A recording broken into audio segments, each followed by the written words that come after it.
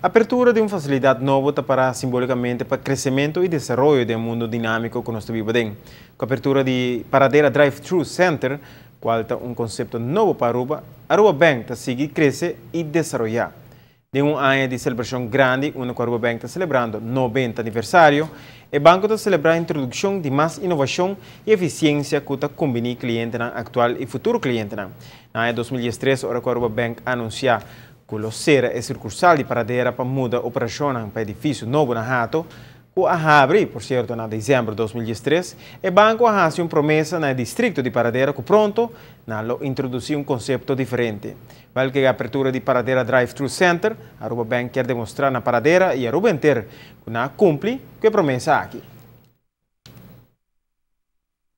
Nós temos 3 ATM drive-thru, um depositório para que nós podemos serviço para nós cater para nos clientes personal e também comercial.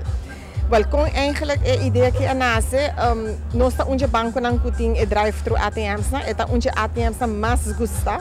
Dus está segundo os clientes também não está ele hopi fácil, então para motivo e também nós sabemos hora que nós muda para Hato, que nós quer largar algo na Paradeira, que está drive-thru para assim facilitar também nos clientes de Paradeira, em especial.